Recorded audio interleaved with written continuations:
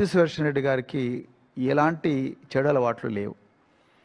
వారు తాగరు, అదేవిధంగా మరి ప్యూర్ వెజిటేరియను, నిరంతరం ఎక్సర్సైజ్ చేసే వ్యక్తి. 52 సంవత్సరాల వయసులో ఒక వ్యక్తికి అంత తీవ్రమైన గుండెపోటు వచ్చిందంటే దాని వెనుక ఏదో బలమైన స్ట్రెస్కు గురై ఉంటారు అనేదే చాలా క్లియర్గా అర్థమవుతా ఉంది. వారి కుటుంబ సభ్యులతోని, వారి సోదరులతోని, అదేవిధంగా ఆయనతో ఆప్తులుగా తిరిగిన, సన్నిహితంగా మెలిగిన వరంగల్ జిల్లా రాజకీయ నాయకులతో మాట్లాడిన తర్వాత నాకు అర్థమైంది ఏంటంటే ఈ ప్రభుత్వం ఆయనను ఘోరంగా టార్గెట్ చేసింది. మరి పెద్ది సుదర్శన్ రెడ్డి గారు చేసిన పాపం ఏంటి? ఆయన చేసిన పాపం ఏంటంటే ఆదర్శప్రాయుడిగా బతకడం. అదేవిధంగా సివిల్ సప్లైస్ ఆయన కార్పొరేషన్కు చైర్మన్గా పనిచేశారు. ఇప్పుడున్న రాష్ట్ర డీజీపీ సివి ఆనంద్ గారు ఆయన సివిల్ సప్లైస్ చైర్మన్గా ఉన్నప్పుడు ఆయన సివిల్ సప్లైస్ కమిషనర్గా ఉన్నారు. సివిల్ సప్లైస్ డిపార్ట్మెంట్లో ఏ విధంగా వేల కోట్ల రూపాయల కుంభకోణాలు జరుగుతాయని తెలుసుకొని ఆ కుంభకోణాల ఆ సివిల్ సప్లైస్లో ఉండే ఏదైతే బియ్యము అవన్నీ కూడా రాబందుల పాలు, పందికొక్కుల పాలు కాకూడదు, వేల కోట్ల రూపాయల కుంభకోణాలు జరుగుతూ ఉన్నాయి, అది మిల్లర్ల రూపంలో కావచ్చు, ఇంకా రకరకాల వ్యక్తుల రూపంలో జరుగుతూ ఉన్నాయని చెప్పి వాటన్నిటినీ కూడా అరికట్టడానికి ఒక అద్భుతమైన ప్లాను ఆనాటి తెలంగాణ తొలి ముఖ్యమంత్రి కేసీఆర్ గారికి ఇచ్చిన ఒక గొప్ప పోరాట యోధులు పెద్ది సుదర్శన్ రెడ్డి గారు.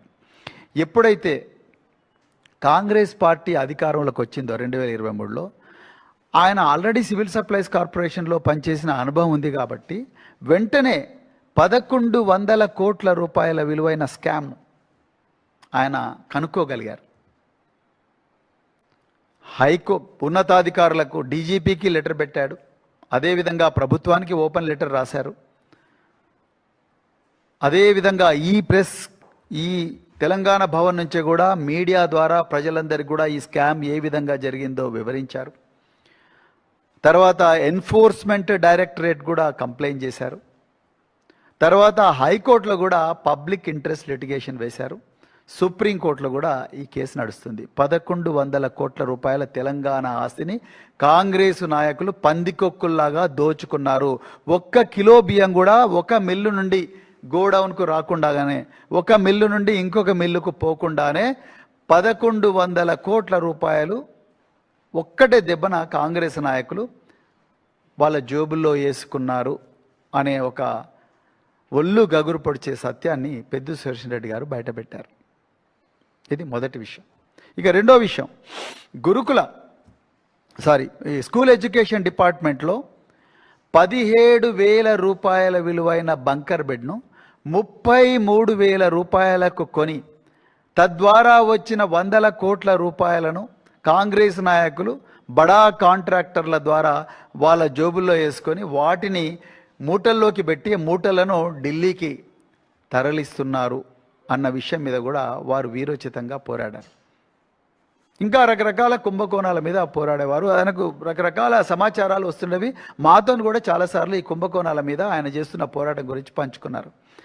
ఇది ఎప్పుడైతే మరి ఇక రేవంత్ రెడ్డికి నేను దొరికిపోతున్నాను అన్న భయం కలిగిందో కాంగ్రెస్ నాయకులకు, ముఖ్యంగా రేవంత్ రెడ్డి గారికి ఇప్పుడున్న సివిల్ సప్లైస్ డిపార్ట్మెంట్లో, అయితే అది జరిగిన వెంటనే వీళ్ళు ఏం చేశారు, ముందు ఆయన వెపన్ లైసెన్స్ రెన్యూ చేయడం లేదు. వెపన్ లైసెన్స్ ప్రతిసారి కూడా రెన్యూ చేసుకోవాలి. ఆ రెన్యువల్ ప్రాసెస్ ఏదైతుందో దాన్ని ఆపేశారు.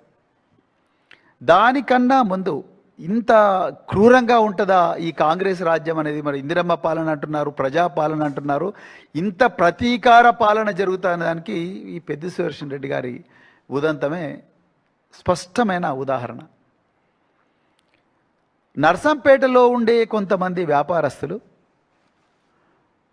వాళ్ళు వట్టినాగలపల్లిలో వాళ్ళు ఒక భూమిని వాళ్ళు అక్వైర్ చేసుకొని వాళ్ళు వాసవి కన్స్ట్రక్షన్ అని ఒక కన్స్ట్రక్షన్ కంపెనీ ఉన్నది, ఆ వాసవి బిల్డర్స్కు అమ్మేసిండ్రంట.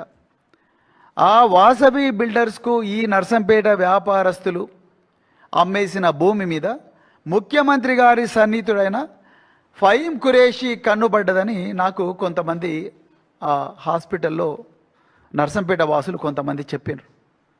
కొంతమంది నాయకులు ఆ వాసులు చెప్పిండ్రు. దానితోని ఈ ఫహీం ఖురేషి, అదేవిధంగా వాసవి ఎవడోడు విజయ్ కుమార్ అంటాడు ఎవడో, ఆ విజయ్ కుమార్ అంటోడు, అదేవిధంగా ఈ ఫహీం ఖురేషి, వీళ్ళిద్దరూ కలిసి సైబరాబాద్లో ఎకనామిక్ అఫెన్సెస్ వింగ్ అనే ఒకటి ఉంటుంది, ఈఓడబ్ల్యూ, వైట్ కాలర్ అఫెన్సెస్ కోసం ఉంటుంది. ఆ ఈఓడబ్ల్యూలో ఒక కేసు పెట్టించి ఆ విజయ్ కుమార్ అంటోతోనే కంప్లైంట్ ఇప్పించి ఎఫ్ఐఆర్ రిజిస్టర్ చేయించి పెద్ద ఎత్తున కూడా నర్సంపేటలో సుదర్శన్ రెడ్డి గారికి సన్నిహితులైన వ్యాపారస్తులు ఎవరైతే ఉన్నారో ఆ వ్యాపారస్తులందరినీ కూడా రోజు పోలీస్ స్టేషన్ పిలిపించి వాళ్ళని టార్చర్ చేసి చివరికి ఆయన పిఆర్ఓని కూడా టార్చర్ చేసి మీరు ఏమైనా చేయండి పెద్ది సుదర్శన్ రెడ్డి పేరు చెప్పండి, పెద్ది సుదర్శన్ పేరు కంపల్సరీ మీ 161 స్టేట్మెంట్లలో రావాల్సిందే, ఆయనను మేము దీంట్లో అక్యూజ్డ్ చేయాల్సిందే అని మాకు పైనుంచి ఆర్డర్స్ ఉన్నాయి. పాపం ఈయన ఏం చేసిండు, అరే సివి ఆనంద్ నాతో పాటు కమిషనర్ సివిల్ సప్లైస్గా పనిచేసిండు, కనీసం ఈయనకన్నా చెప్పుకుంటే మా బాధలు ఏమన్నా తీరుతాయేమో, ఎందుకంటే ఆయన అప్పుడు సివిల్ సప్లైస్ కార్పొరేషన్ చైర్పర్సన్, మా బాధలు ఏమన్నా తీరుతాయేమో అని చెప్పేసి ఈయన సివి ఆనంద్ గారికి ఫోన్ చేస్తే, సార్ నా చేతులు ఏమీ లేదు, అంతా కూడా ఆ ఫహీం ఖురేషి లేకపోతే ముఖ్యమంత్రి కార్యాలయం చూస్తుంది, మాకు ఇదంతా ఏం సంబంధం లేదు అని చెప్పి ఆయన చేతులు కడుక్కున్నట్టుగా ఆయన చుట్టూ ఉన్న సన్నిహితులు ఆప్తులు ఆయనతో ఆయన పంచుకున్నట్టుగా వాళ్ళు నాకు ఈ 3-4 రోజులలో చెప్పారు.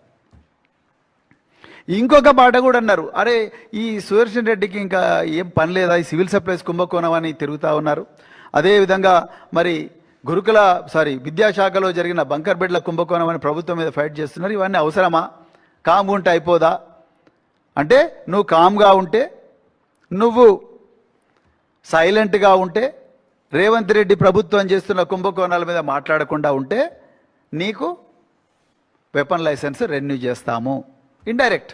అదేవిధంగా ఈఓడబ్ల్యూలో పెట్టిన ఈ అక్రమ కేసు ఆ ఫహీం ఖురేషి అంటోడు, అదేవిధంగా విజయ్ కుమార్ అనే వాసవి కన్స్ట్రక్షన్ వాడు ఉన్నాడో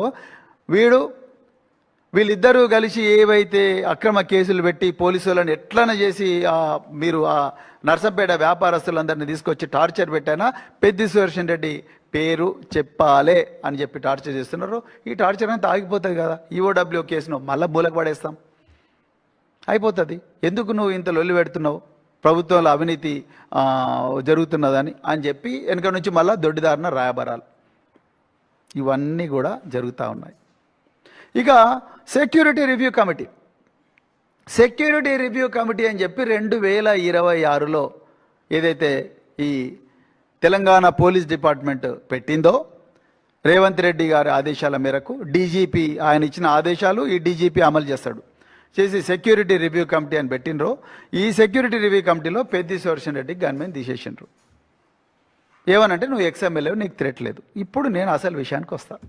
సరే, పెద్ది సుదర్శన్ రెడ్డికి థ్రెట్ లేదు, ఆయన 20 సంవత్సరాల నుంచి గన్మెన్ ఉన్నాడు, తీవ్రవాద, దాని పక్కనే పాకాల కొత్తగూడ, గంగారము, అదేవిధంగా మొద్దులగూడెము, కోనాపూరు, కొండాపూరు, ఇన్ని గ్రామాలు, చెన్నారావుపేట, గూడూరు అంతా కూడా అడవులే, మొత్తం కూడా అడవే, చివరికి గోదావరి దాకా అడవే. అడవుల్లో ఎప్పుడూ కల్లోలం జరుగుతూ ఉంటుంది. పక్కన ఛత్తీస్గఢ్ ఉన్నది, ఎప్పుడైనా మావోయిస్టులు రావచ్చు, ఎవరైనా రావచ్చు. వీళ్ళందరి వల్లనే నాకు ముప్పు ఉందని, ఆయనకు ముప్పు ఉందని 20 సంవత్సరాలు గన్మెన్ ఇచ్చారు అతనికి. అలాంటి ఒక సీనియర్ నాయకుడికి సడన్గా గన్మెన్ తీసేస్తే పాపం మేము ఎట్లయితే కోర్టుకు పోయినాం ఆయన కూడా అట్లా పోయిండు. బీరం హర్షవర్ధన్ రెడ్డి నాగర్ కర్నూలులో పోయిండు, కొల్లాపూర్లో పోయిండు, ఈయన పెద్ది సుదర్శన్ రెడ్డి కూడా పోయిండు. వీళ్ళందరికీ కూడా కోర్టు స్టే ఆర్డర్ ఇచ్చి అసలు వీళ్ళకి ఏం ప్రాబ్లం ఉందో, వీళ్ళ ఎందుకు ముప్పు ఉన్నది, వీళ్ళు ఎందుకు అభద్రతా భావంతో ఉన్నారు అని చెప్పి కోర్టు కనుక్కోమని చెప్పారు. అంతవరకు స్టే ఇచ్చారు. మరి స్టే ఇస్తే వాపస్ పంపించిన గన్మెన్లను మళ్ళీ రిస్టోర్ చేయాలి కదా. ఈ ఆర్డర్ తీసుకొని వీళ్ళు వరంగల్ కమిషనర్ ఆఫ్ పోలీస్ దగ్గరికి పోతే, సార్ నా చేతిలో ఏమీ లేదు, అంతా కూడా ఇంటెలిజెన్స్ డిపార్ట్మెంట్ చూస్తున్నది.